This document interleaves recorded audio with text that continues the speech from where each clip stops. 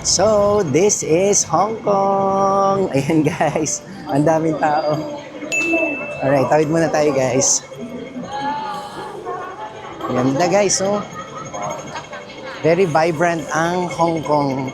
And for today's itinerary, explore na natin guys ang Tsim Sha Tsui na pupuntahan natin guys ang okay, ang mga mostly free admission lang siya guys. And yun yung Victoria Harbor. So puntahan natin guys ang Clock Tower, Avenue of Stars, Cultural Center, and then by around 8 p.m. manonood tayo guys ng Symphony of Lights. Yun yung overlooking ng skyline ng Victoria Harbor sa gabi. Ayan. So, sarap ng tulog ko guys dito sa Chungking Mansion, promise. Kasi malinis yung kwarto, tas sobrang lamig din ng aircon nila. Kaya, and super duper budget. Ito pala guys, tong kahabaan na kalsada na yan. Mula doon, hanggang doon, mahabang mahaba guys. Ito pala ang Nathan Road. Tapos dito sa street na to, sa road na to, ang dami talagang mga shops. Kasi tayo nag-i-stay guys sa Chungking Mansion. So okay na okay dyan guys kasi daming tindahan sa baba. Tsaka malinis talaga yung di ko nga actually in-expect na ganun. Kasi pag pumasok ka sa hotel room, medyo sketchy talaga siya. Tapos nag-check ako sa Google Maps. Lalakarin lang natin ng 9 minutes. And mapuntahan na natin yung ating pupuntahan. Ayan, punta muna kaya tayong 7-Eleven kasi wala pa rin tayong octopus card. Yung octopus card guys, kailangan natin yan para mas madali tayong makapag-tutot sa mga train dito, sa mga buses. Pero pwede rin naman gamitin yata ang debit card like ginawa natin kahapon. Pero may nakita ko 7-Eleven dito guys. Ayun, dyan. Punta muna ako dyan guys saglit. As in guys, ang skyline na yun, no? Medyo nakikita ninyo. Dyan yata tayo pupunta mamaya. So, this is Hong Kong. Tawid muna ako doon guys. Hindi na pala ako tatawid guys.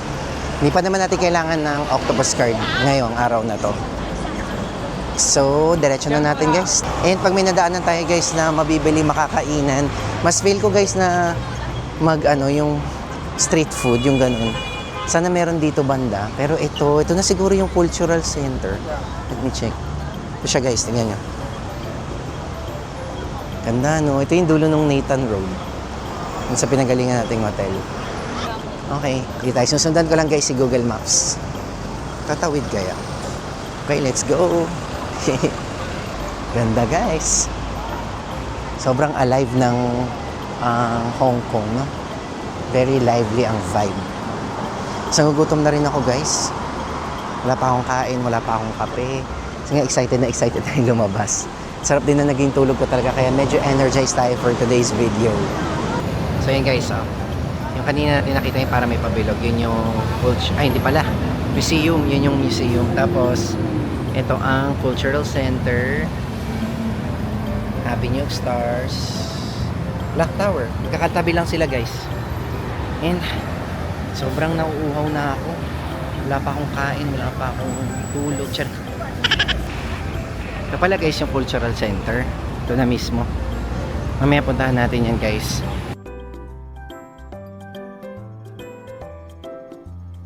Okay, ito na 7-Eleven. Ay, may McDo. May McDonald's guys. In fairness guys, hindi mainit. Kasi parang nasa tabing dagat tayo actually. Kaya malakas yung hangin kahit nakaganito. Hindi man ito maong na makapal. Manipis lang na maong style to. May makakainan tayo guys. May mga tusok-tusok nila oh. Oh my gosh. Ang sarap. Beef brisket noodles. Bili mo na ako ng drinks, tapos pata tayo doon guys. Kain tayo. Slide. Dito tayo guys sa 7-Eleven nila. Wow. Ang coke nila guys, $16. Yan. Malaki naman, 500 ml. And kuha rin ako ng tubig. Ito yung medyo nagpapamahal guys sa Hong Kong. Every time na ikaw ay bibili ng tubig, lalo na pag walang free water yung pag-i-stayan nyo, no? Kasi tingnan nyo guys ang tubig nila. $13. Isang piraso. Pero 770 ml. Tingnan. Wala, Kailangan natin kumuha ng tubig. Guys, ito na yung order natin. Look. Nakakapaglaway. Tapos merong chopsticks. Tapos may mga sauces sila dito, guys. And this one, ano to? Parang hot sauce din, no? Beef tendon siya, guys. Tapos nilagyan ko siya ng chili. This one for $58. Hindi ko na-expect, guys. Sobrang laki niya. Hindi kita. Tapos, and try natin, guys, ang kanilang shumai. 10 pieces. $25. Grabe, naglalaway ako, guys.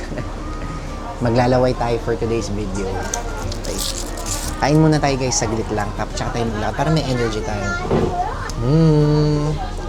My gosh. Nakakatakot dito, guys, yung gout. Naku po.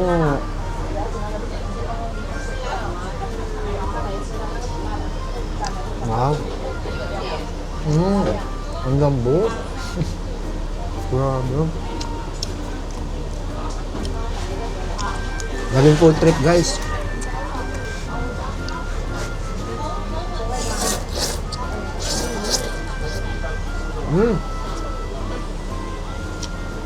Shumai. Kumain natin yung shumai. May sauce yung pinaglalagyan ng shumai. Ayan, guys.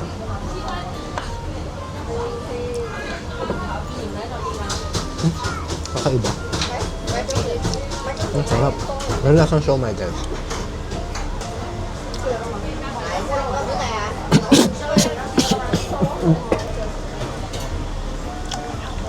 Ang sarap talaga mo na. Sili. Tapos nung ko lang ito, para naiwan yung mga chili. Grabe, sobrang dami, guys. And dito ko nalalasahan, guys, na authentic Hong Kong taste. Kumbaga sa mga Chinese food na nakakainan ko sa Binondo, sa atin, may iba rin siya. Pero ito may something na distinct sa sauce niya, na iba. Grabe, ang sarap. Hindi pala kita napakain. Ito rin. Kain.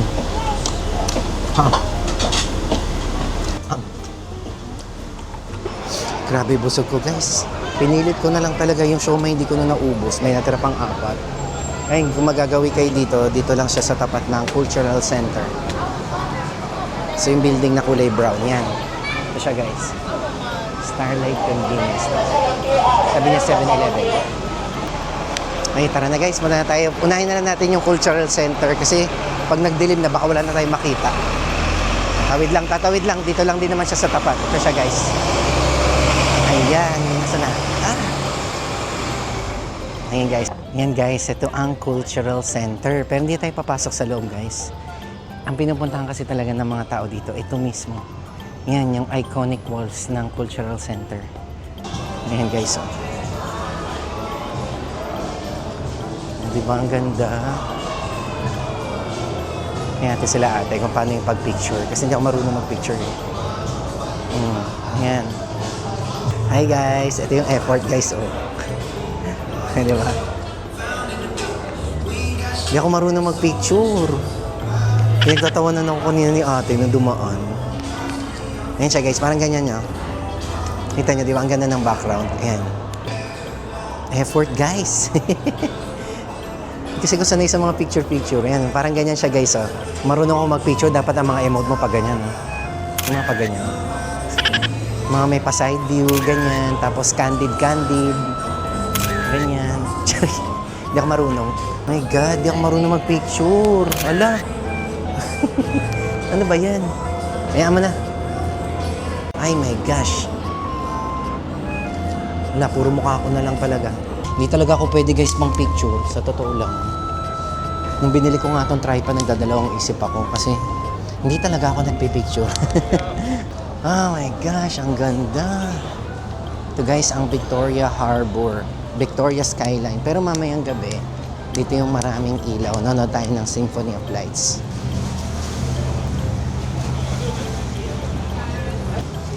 Kasi ito, guys, isang kahabaan lang yan. Mahabang mahaba.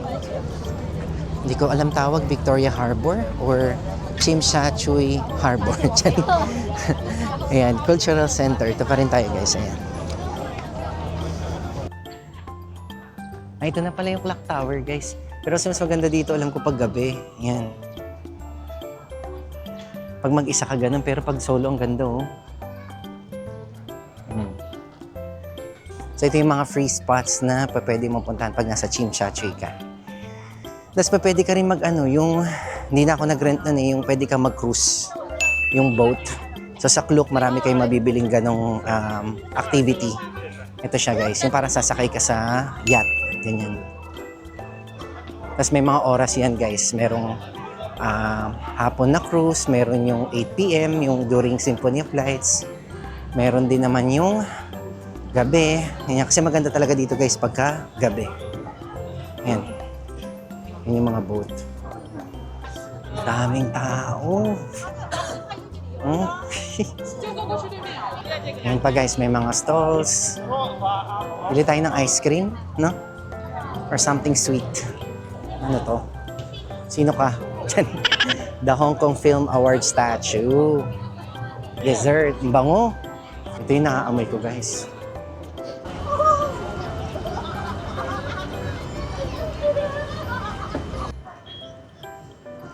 Yan siya guys. Look at that. Laki. Ayan siya guys. Looks yummy. Tapos ayan ang ating view. Actually wala ka na mauupuan guys sa sobrang daming tao. Pero may nakita tayong spot dito. Yan, dito muna tayo mo po. Diyan ka. Ito guys. Try natin.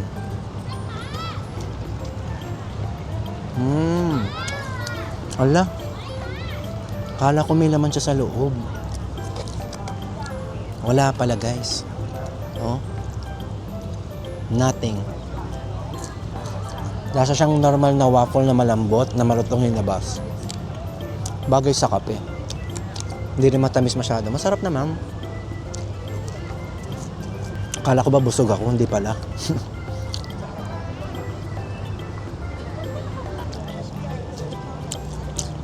Kwento ko pala sa inyo guys yung experience ko kahapon. Yung pag-alis ng bahay, grabe sobrang naging emotional talaga ako na pagsakay ko ng grab car, ng taxi.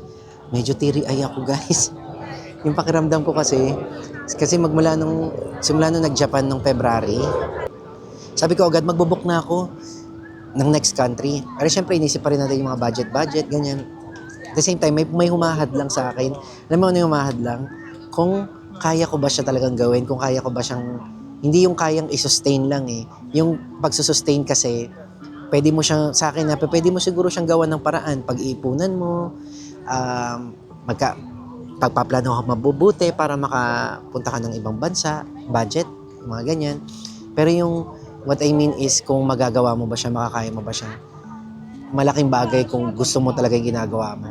So, gustong-gusto ko siyang gawin, pero yun nga yung pumipigil sa akin. Kine-question ko yung sarili ko, kaya ko bang gawin talaga yun? Yung mag-travel vlog, yung mag-series, yung ganito. Tapos mag-isa lang ako.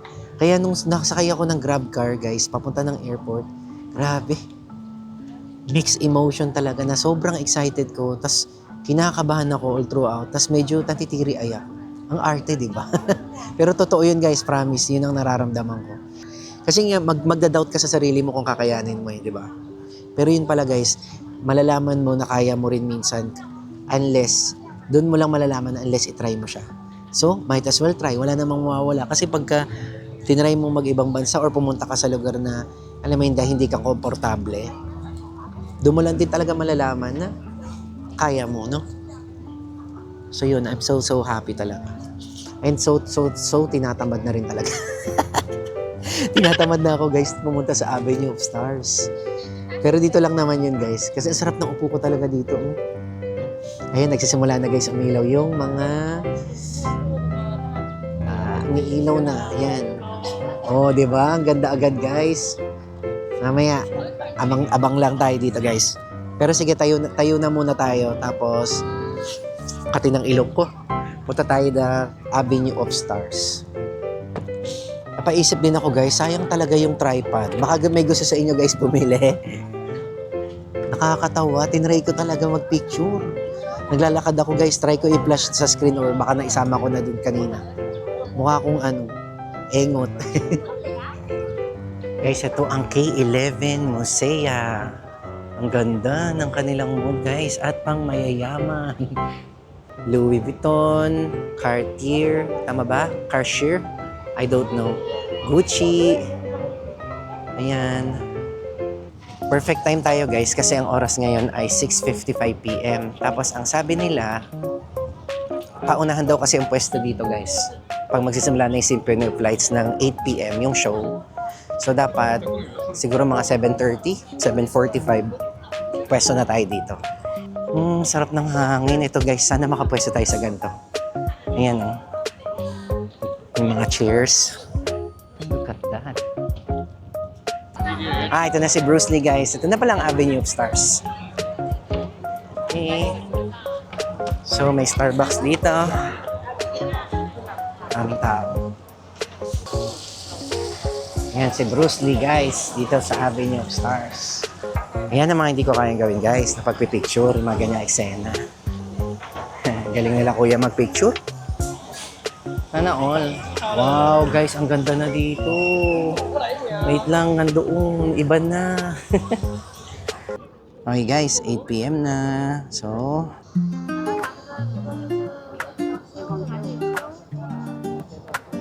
wow. Parang may party guys, parang may bar. Ang ganda.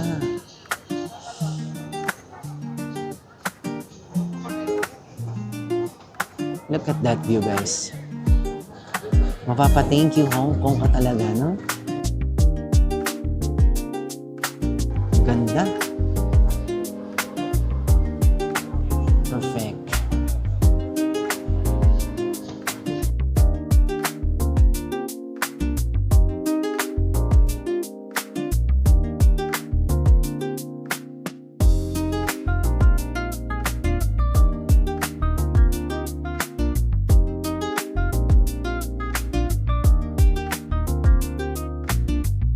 Kakatawag lang nung ate ko, guys. At napag-utusan ako. Namilit. Uwi na dapat ako. Punta ako ngayon ng Lufeng Mall. Tama ba? Lufeng Mall. Isa daw yun, guys, na sikat na bilihan dito, guys, sa mga cosmetics,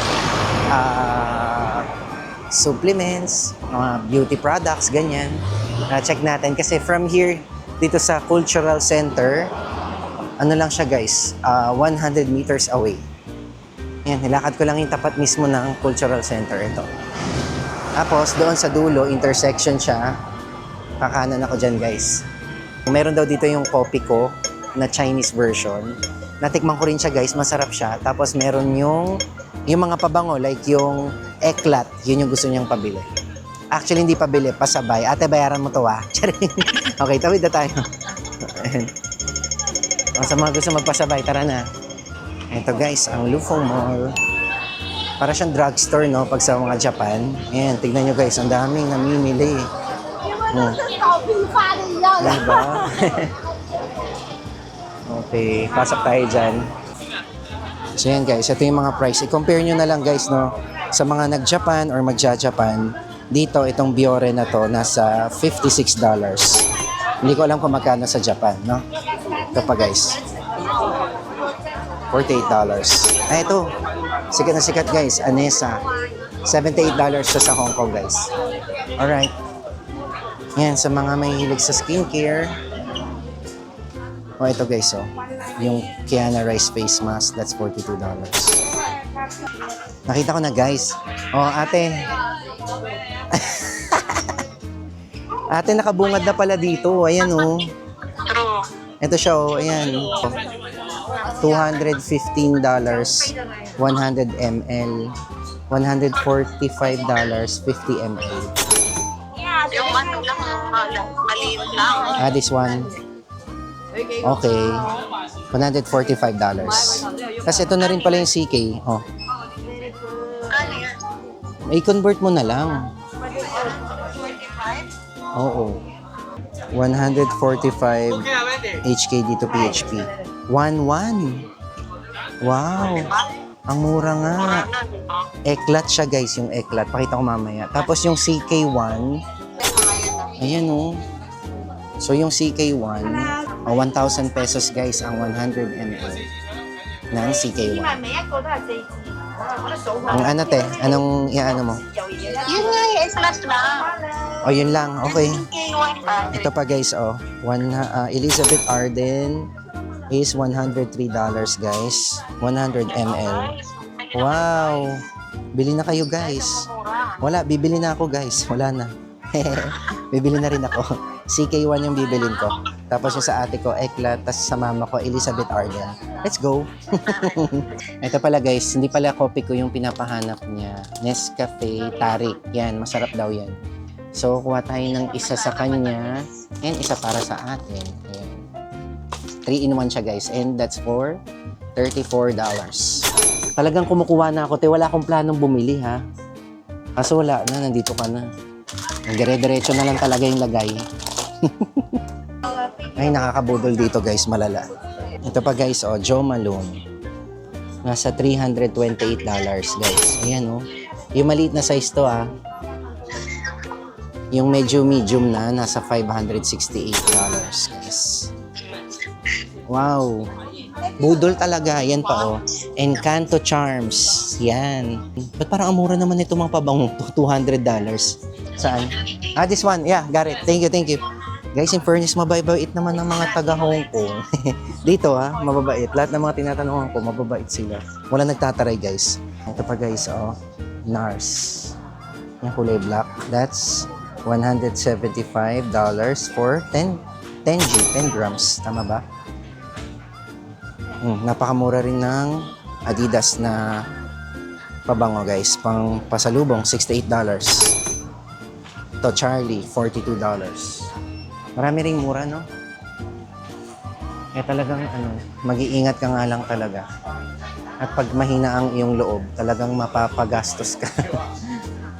Alright guys, ito na yung mga napamili natin. So for now, dito ko na muna i-end yung vlog.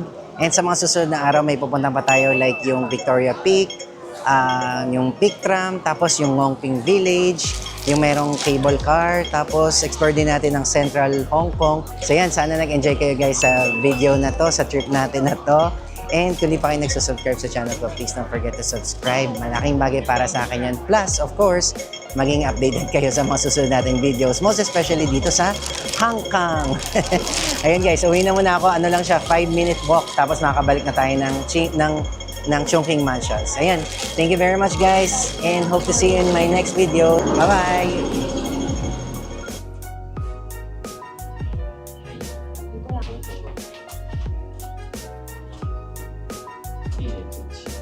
Good.